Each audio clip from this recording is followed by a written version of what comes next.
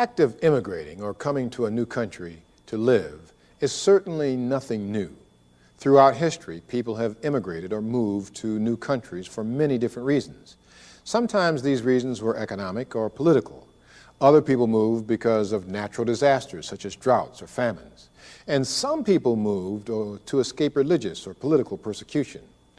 No matter what the reason, most people do not want to leave their native land and do so only under great pressure of some sort. But a few people seem quite adventuresome and restless by nature and like to move a lot. It seems both kinds of people came to America to live. The subject of immigration is quite fascinating to most Americans as they view themselves as a nation of immigrants. However, the early Britons who came to what is today the United States considered themselves settlers or colonists rather than immigrants. These people did not exactly think they were moving to a new country, but were merely settling new land for the mother country. There were also large numbers of Dutch, French, German, and Scotch-Irish settlers, as well as large numbers of blacks brought from Africa as slaves. At the time of independence from Britain in 1776, about 40% of people living in what is now the United States were non-British. The majority of people, however, spoke English, and the traditions that formed the basis of life were mainly British traditions. This period we have just been discussing is usually referred to as the colonial period. Today, we're a little more interested in actual immigration after this period. Let's first look at what is often called the Great Immigration, which began about 1830 and ended in 1930. Then let's consider the reasons for this so-called Great Immigration and the reasons it ended. Finally, let's talk about the immigration situation in the United States today. As I said, we'll begin our discussion today with the period of history called the Great Immigration, which lasted from approximately 1830 to 1930. It will be easier if we look at the Great Immigration in terms of three major stages or time periods. The first stage was from approximately 1830 to 1860. Now, before this time, the number of immigrants coming to the United States was comparatively small, only about 10,000 a year. However, the rate began to climb in the 1830s when about 600,000 immigrants arrived. The rate continued to climb during the 1840s with a total of 1,700,000 people arriving in that decade. The rate continued to climb, and during the 1850s, 2,600,000 immigrants arrived.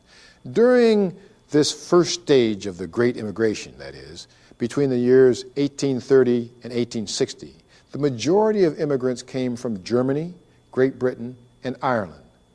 Now, let's consider the second stage of the Great Immigration. The second stage was from 1860 to 1890, during which time another 10 million people arrived. Between 1860 and 1890, the majority of immigrants continued to be from Germany, Ireland, and Great Britain.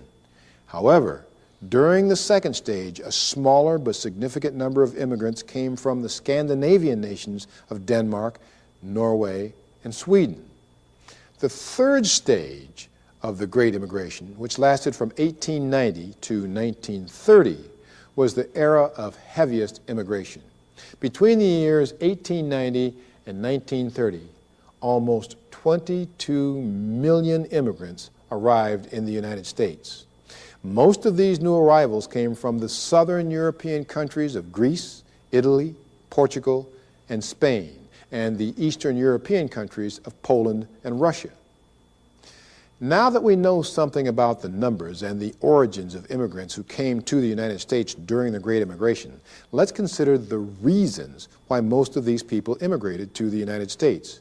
Why did such large numbers of Europeans leave their homes for life in an unknown country?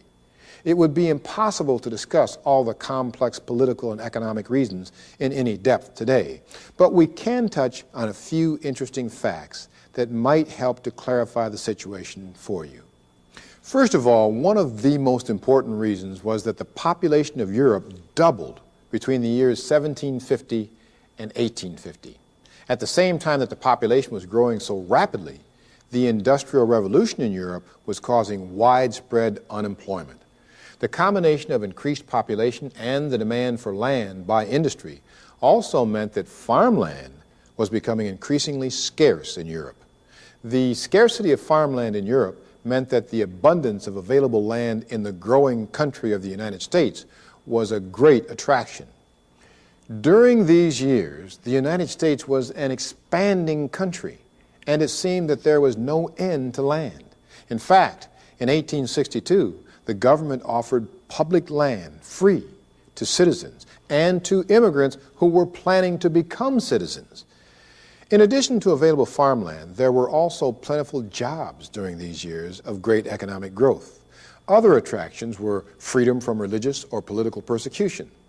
Some other groups also came to the United States as the direct results of natural disasters that left them in desperate situations. For example, the frequent failure of the potato crop in Ireland between the years 1845 and 1849 led to widespread starvation in that country, and people were driven to immigrate. Another factor that affected the number of immigrants coming to the United States was improved ocean transport beginning in the 1840s. At that time, ships large enough to carry large numbers of people began to make regular trips across the ocean. Now, let's summarize. And third, the land scarcity in Europe, followed by religious and political persecution. Period of time following the Great Immigration and the reasons for the decline in the rate of immigration. Although immigration continues today, immigration numbers have never again reached the levels that we discussed previously. There are several reasons for this decline. This decline was in part due to various laws whose aim was to limit the number of immigrants coming from different parts of the world to the United States. The first such law that limited the number of immigrants coming from a certain part of the world was the Chinese Exclusion Act of 1882. This law was followed by many other laws that also tried to limit the numbers of people immigrating from various countries or parts of the world. In addition to such laws, certain economic and geopolitical events as important as the Great Depression starting in 1929 and World War II also contributed to the decline in immigration. Let's conclude our talk by discussing the current situation with respect to immigration, which is quite different from that in the past. To understand some of the changes, it's important to note that in 1965, strict quotas based on nationality were eliminated. Let's see how different things are today from the past. As I noted, the greatest number of immigrants to the United States have historically been European. According to U.S. Census figures in 1860, the percentage of immigrants that were European was 92%. But by 1960, the percentage of European immigrants had dropped to 74.5%. And by the year 2002, it had dropped to 14%. In 2002, 52.2% of immigrants came from Latin America. That is, from the Caribbean, Central America, and South America. Mexico is considered part of North America, but the U.S. Census Bureau considers Mexico as a Central American country in terms of immigration statistics, and estimates that more than 1/3 of the total of all immigrants to the United States in 2002 came from Mexico or another Central American country. The next largest percentage, 25.5% of immigrants, came from Asia, mainly from the Philippines, China, and India. Although immigration dropped sharply when the United States entered World War I and remained low throughout the Depression and World War II years, at the end of the 1940s, immigration began to increase again and has, in general, risen steadily since then. It might surprise you to know that the actual number of immigrants coming yearly to the States in recent years is about the same as the numbers coming yearly between 1900 and 1910. Keep in mind, though, that the population of the United States is much larger now than at the turn of the century, so that while the yearly numbers may be similar, the percentage of the population that is foreign-born is considerably smaller today than it was a century ago. It might be interesting to spec future. Will the trend continue for non-Europeans to immigrate to the United States? The answer is probably yes for the foreseeable future. Do these non-European people come to the United States for the same reasons that Europeans came? Well, land is no longer plentiful and cheap. Industry no longer requires large numbers of unskilled workers.